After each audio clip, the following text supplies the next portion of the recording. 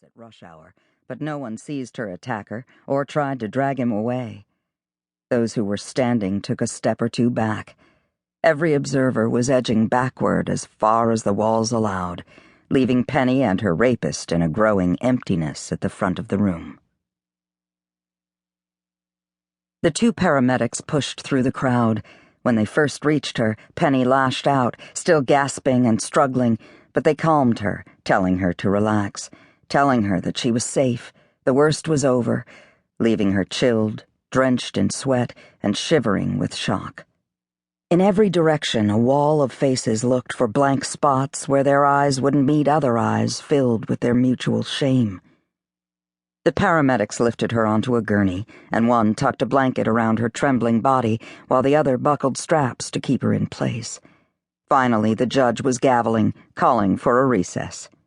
The medic, pulling the straps snug, asked, "Can you tell me what year this is?" Penny's throat burned, raw from shouting. Her voice sounded hoarse, but she said the correct year. "Can you tell me the president?" asked the paramedic.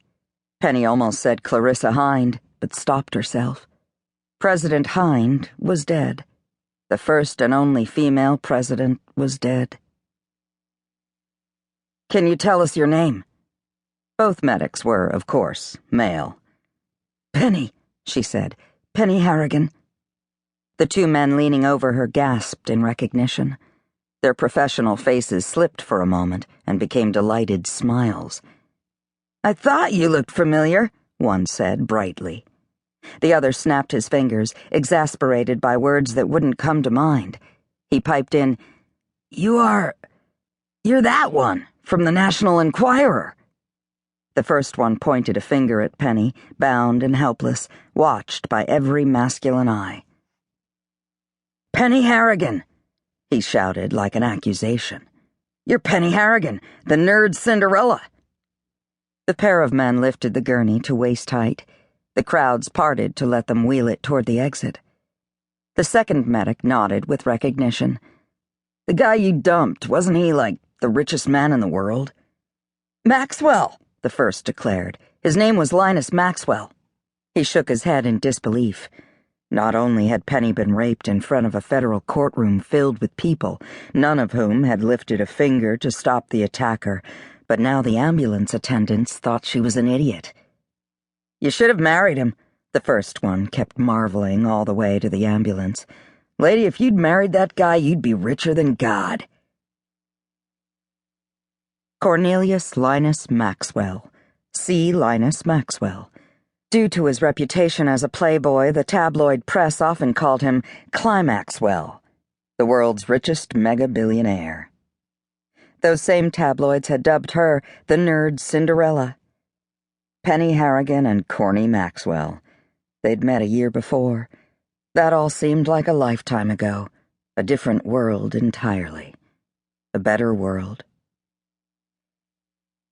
Never in human history had there been a better time to be a woman. Penny knew that.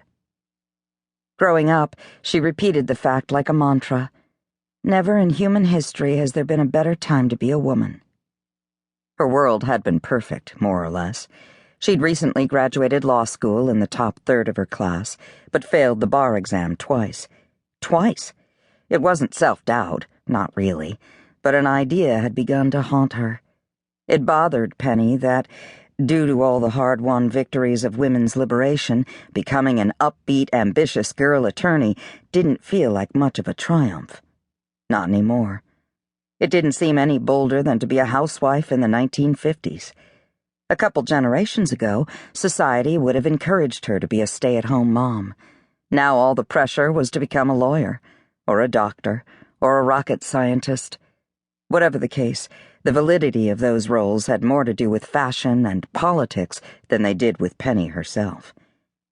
As a college undergrad, she'd devoted herself to gaining the approval of the professors in her gender studies department at the University of Nebraska. She'd exchanged the dreams of her parents for the dogma of her instructors, but neither of those outlooks was innately her own. The truth was, Penelope Ann Harrigan was still being a good daughter, obedient, bright, dutiful, who did as she was told. She'd always deferred to the advice